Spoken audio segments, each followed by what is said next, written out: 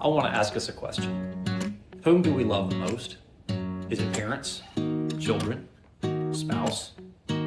These relationships all play an integral role in society, for sure. However, the question remains, whom do we love the most?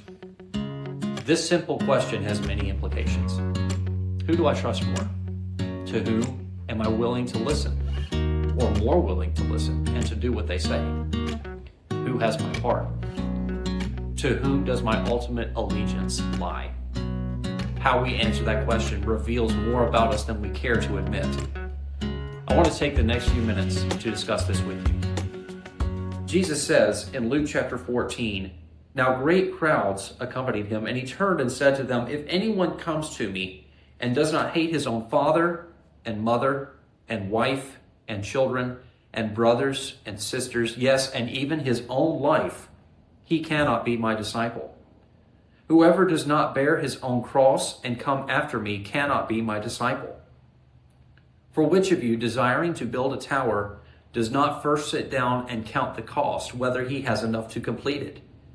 Otherwise, when he has laid a foundation and is not able to finish, all who see it begin to mock him, saying, "This man began to build and was not able to finish."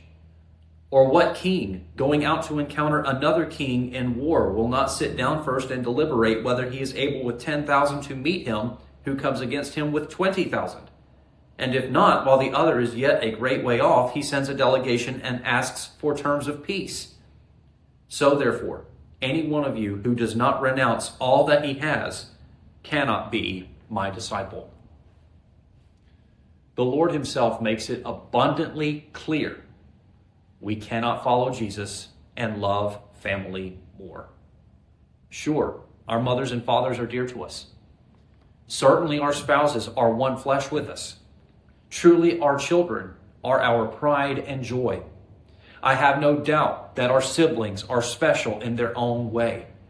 However, if they are causing you to compromise your faith, Jesus says again that we, quote, cannot be his disciple. There are many in this world who will go along to get along with their family. Jesus says, you can't do that. Later on in Luke chapter 16, Jesus says there, starting in verse 19, "There was a rich man who was clothed in purple and fine linen and who feasted sumptuously every day. And at his gate was laid a poor man named Lazarus, covered with sores, who desired to be fed with what fell from the rich man's table. Moreover, even the dogs came and licked his sores. The poor man died and was carried by the angels to Abraham's side. The rich man also died and was buried. And in Hades, being in torment, he lifted up his eyes and saw Abraham far off and Lazarus at his side. And he called out, 'Father Abraham, have mercy on me and send Lazarus to dip the end of his finger in water and cool my tongue, for I am in anguish in this flame.' But Abraham said, 'Child, remember that you in your lifetime received your good things, and Lazarus in like manner bad things. But now he is comforted here, and you are in anguish. And besides all this, between us and you a great chasm has been fixed, in order that those who would pass from here to you may not be able, and none may cross from there to us.' And he said, 'Then I beg you, Father, to send him to my father's house, for I have 5 brothers, so that he may warn them, lest they also come into this place of torment.'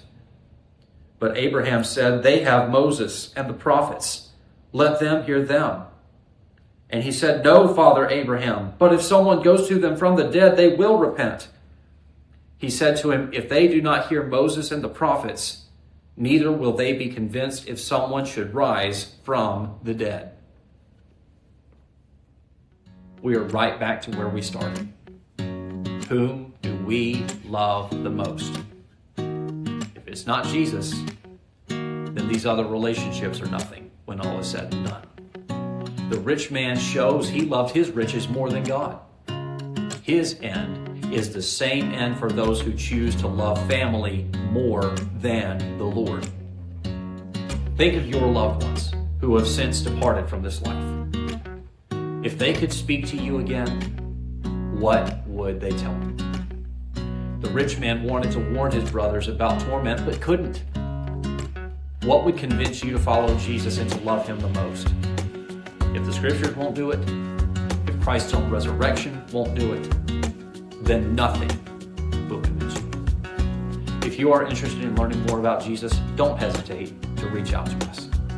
Thank you for your time.